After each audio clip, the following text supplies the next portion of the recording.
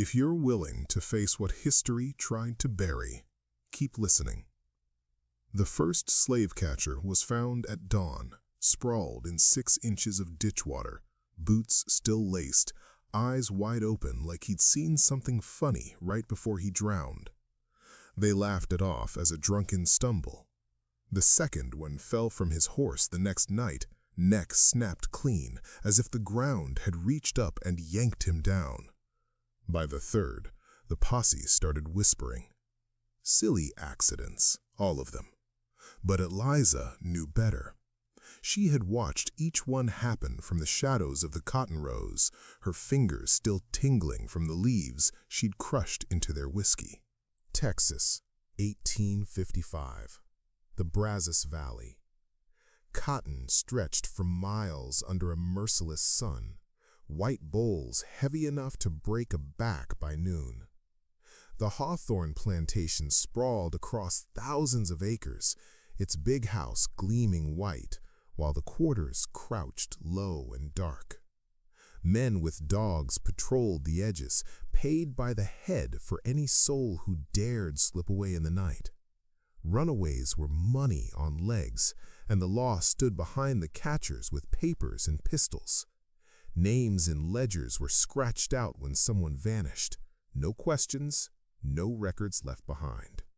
Eliza had watched her own brother's name disappear that way, ink still wet when the overseer closed the book. She moved through the fields like a ghost, humming tuneless songs to herself, eyes cast down, mouth curved in a simple smile. They called her Silly Eliza, harmless, slow. The kind of woman who talked to the plants and laughed at nothing. No one looked twice when she wandered near the catcher's camp, carrying a basket of greens or a jug of water. No one saw the way her hands shook when she poured. Eliza carried the weight of every scream she'd ever heard in silence. Her mother gone to the fields one day, never back. Her brother dragged away in chains after trying to run. She had learned early to wear foolishness like armor, giggle when they cursed her, shuffle when they barked orders. Let them think her mind was soft so her hands could stay steady.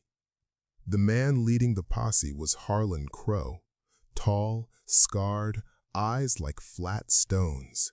He bragged about the runaways he'd brought back alive and the ones he hadn't. He liked the reward money, liked the fear he carried with him. But Harlan had a weakness. He liked to drink. Every night the camp smelled of whiskey and tobacco, the men laughing loud to keep the dark away. Eliza watched him most of all. He never laughed at her jokes, but he never stopped her from bringing extra water or a handful of berries. He thought her simple. That was his first mistake. Her heart hammered every time she stepped close to their fire. Every night she told herself this could be the one where they saw through her. Every night she pushed the fear down deeper. The inciting night came after they dragged back 3 runaways, 2 men and a girl no older than 15. Eliza heard the whips from the quarters, heard the girl stop crying after a while. The next morning, the girl was gone from the world. Harlan's men laughed about it over breakfast. Eliza listened behind the smokehouse, fingers digging into her palms until they bled. That evening, she slipped into the woods, found the jimson weed growing thick near the creek, tall, pale flowers, leaves jagged like teeth.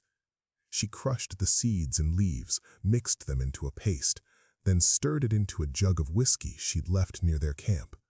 She hummed as she worked, loud enough for them to hear, silly enough to make them smile.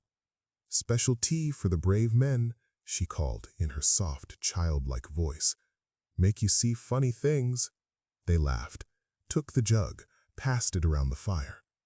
By midnight, the first man started muttering to himself, eyes rolling.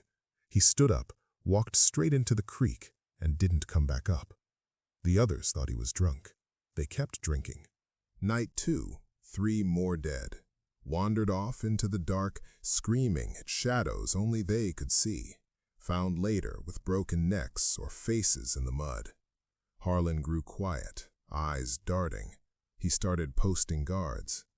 Eliza kept coming back, always with something small, berries, a song, another jug. "Silly Eliza's special brew," she'd say, giggling. They still took it. The datura worked slow at first, then fast. Hallucinations, fever, the body turning on itself. Men climbed trees, thinking they were flying, fell. Others walked into the fire, skin blistering before they noticed. Accidents, all of them. Foolish, silly. Each night Eliza's hands shook harder. She saw their faces in her dreams, laughing, then twisting, then still. She told herself it was justice. She told herself she had no choice. But the weight grew. She stopped sleeping. She jumped at every rustle in the quarters.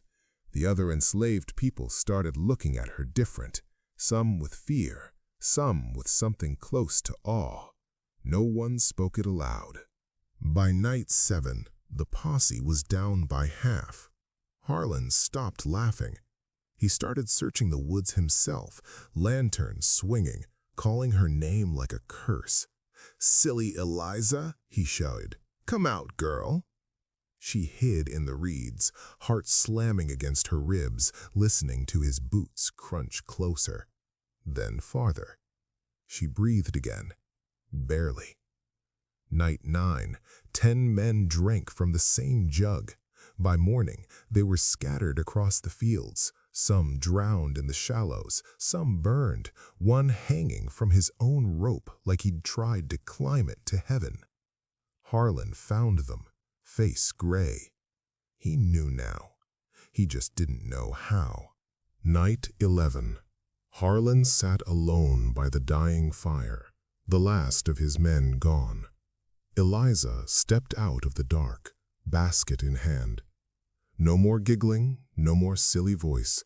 She looked at him clear-eyed. He reached for his pistol, but his hand shook. Datura in his own cup slipped in while he stared at the flames.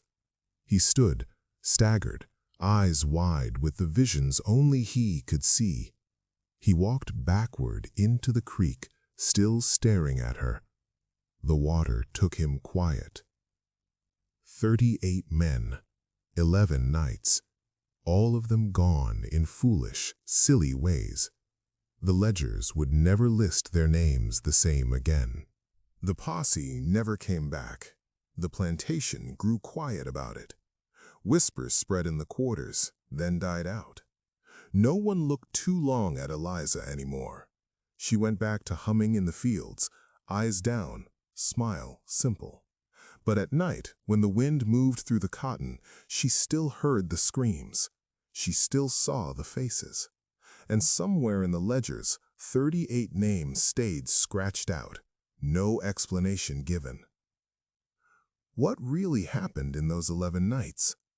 Who else knew and stayed silent? And how many more plants like that are still growing along the creeks, waiting for the next fool to laugh?